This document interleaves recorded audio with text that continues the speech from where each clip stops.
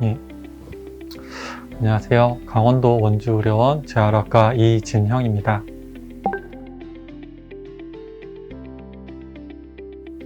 뇌졸중이란 뇌에 산소와 영양분을 공급하는 뇌혈관이 막히거나 터짐으로써 발생하는 질환입니다. 이로 인한 신경학적 증상을 뇌졸중이라고 부르게 되는데요. 뇌혈관이 막히는 경우를 뇌경색, 뇌혈관이 터지는 경우를 뇌출혈이라고 구분하여 말하기도 합니다. 우리나라에서는 흔히 중풍이라는 질병으로 불리고 있습니다.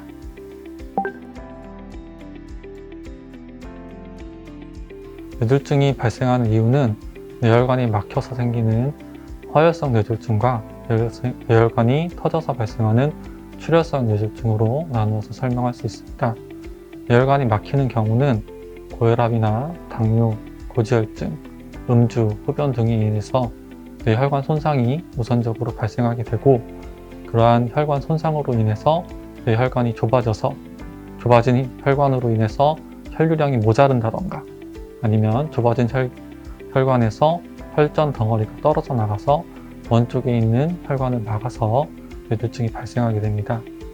출혈성 뇌졸중의 경우에 있어서는 고혈압성 뇌출혈이나 지주막하 출혈 등으로 구분해서 말하게 되는데, 고혈압성 뇌출혈은 이미 가지고 있던 동맥경화 등으로 신축성이 떨어진 뇌혈관에 혈압이 갑자기 올라가는 상황이 겹치게 되면 약해진 혈관이 터져서 그것으로 인해서 출혈성 손상을 입게 됩니다.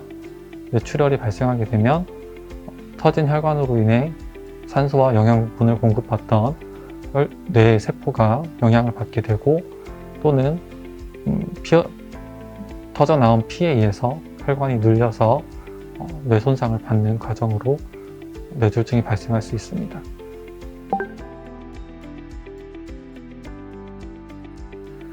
뇌졸중으로 인해서 나타날 수 있는 증상에는 가장 대표적인 것은 갑자기 발생한 팔, 다리의 마비 증상, 그리고 말을 하려고 할 때 말이 생각이 나지 않거나, 아니면은 말을 알아들을 수 없는 실어증, 어지럼증이라던가 아니면 균형장애 등이 대표적인 증상이 있고요.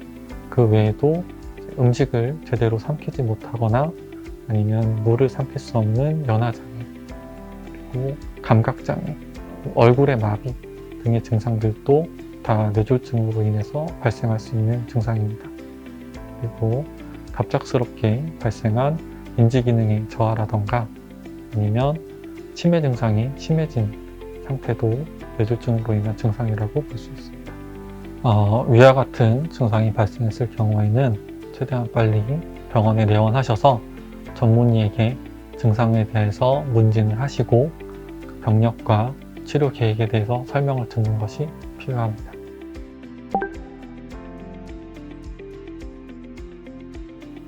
뇌졸중이 발생하는 원인 중에 가장 많은 빈도를 차지하는 것은 혈관이 막혀서 발생하는 허혈성 뇌졸중이고, 전체 뇌졸중 전체 숫자를 100으로 했을 때 한 76명 정도는 허혈성 뇌졸중으로 인해서 뇌졸중이 발생하고, 16명 정도는 이제 출혈성, 그 중에 고혈압성 뇌출혈로 인해서 뇌졸중이 발생하고, 한 9명 정도는 이제 지주막하 출혈로 인해서 뇌출혈이 발생합니다.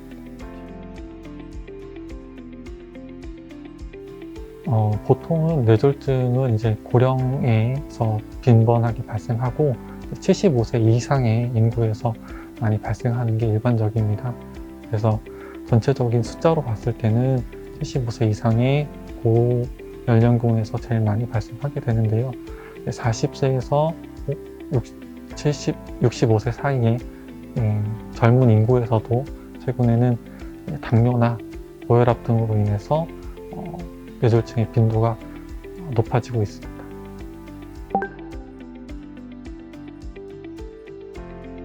이제 뇌졸중의 원인에 따라서 맞춰서 치료를 하게 되는데, 기본적으로는 이제 만약에 뇌졸중의 원인이 혈관이 막혀서 생기는 허혈성 뇌졸중인 경우에는 막힌 혈관을 뚫어주기 위해서 이제 시술이랑 먹는 약 등을 사용하게 되는데, 이것은 뇌졸중이 발생한 직후 3시간 이내에 진단이 되어서야지만 사용할 수 있기 때문에 증상이 있을 때 최대한 빨리 병원에 와서 진단하는 것이 중요하다고 할 수 있습니다.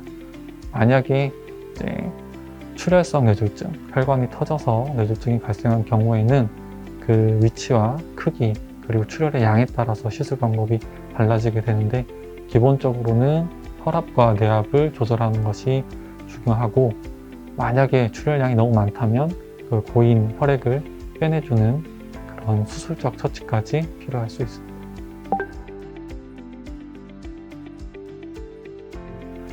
3시간이라는 이제 기준을 둔 이유는 막힌 혈관을 뚫어주는 재관류 치료가 이제 혹시 뇌출혈을 유발할 수도 있기 때문에 그 위험성을 방지하기 위함인데요. 그 이후에 오신 분들 같은 경우에는 뇌졸중 초기 합병증을 예방하기 위한 치료를 바로 시작하고 이제 바로 뇌졸중이 재발할 수 있기 때문에 그것에 대한 보존적 치료를 시행하는 것이 기본 원칙이라고 할 수 있습니다.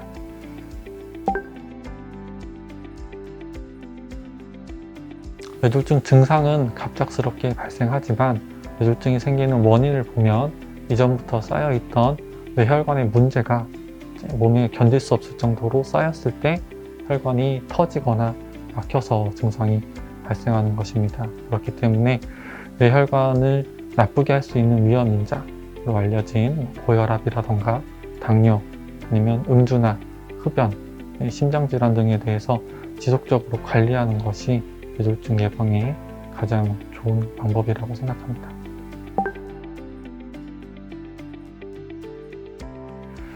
뇌졸중 발생 후에 이제 머리에서 뇌가 회복되는 시간이 초기 2년에 가장 그 회복이 빠르고, 특히 3개월 사이에서 회복이 가장 빠르다고 알려져 있습니다.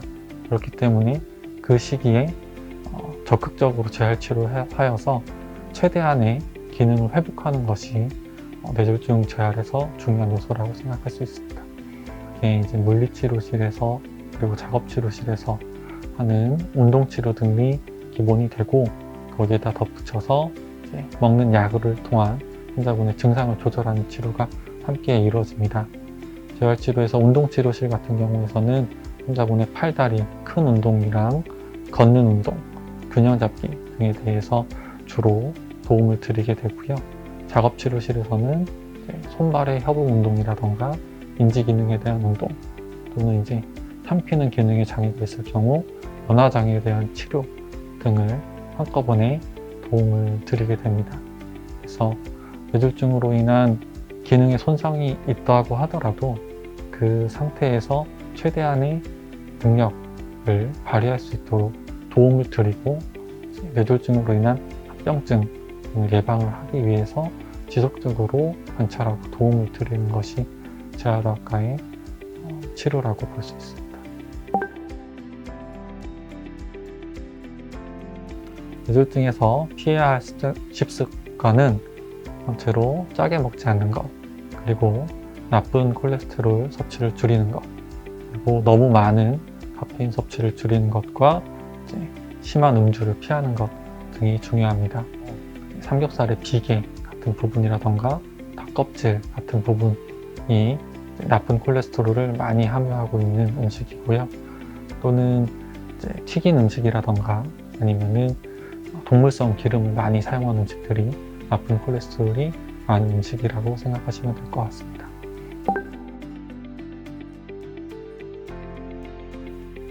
뇌졸중 예방에 도움이 되는 좋은 음식에는 일단 등푸른 생선이라고 해서 오메가3 지방산이 많이 함유된 음식이 도움이 됩니다.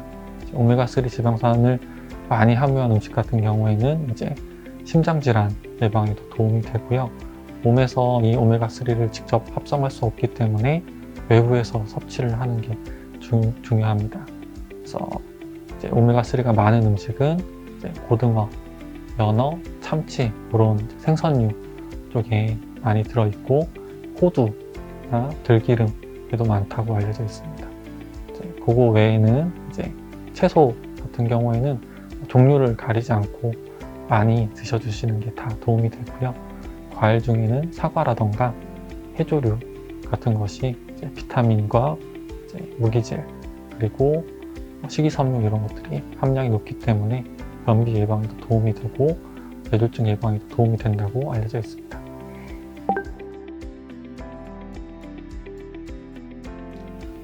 뇌졸중은 진단을 하고 이제 빠르게 치료한다면 이제 뇌 손상을 예방할 수 있기 때문에 최대한 빨리 병원으로 가주시는 것이 도움이 됩니다.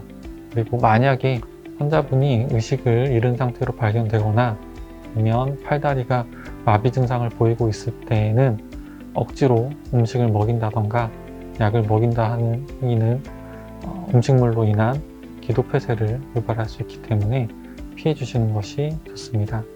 그리고 만약 환자분이 이동하는 중간 동안에는 똑바로 하늘을 보고 누운 자세로 있을 때 인후 근육의 마비나 구토로 인해서 기도 폐쇄가 있을 수 있으므로 옆으로 뉘어서 기도를 확보한 상태로 병원에 내원해 주시는 것이 중요합니다.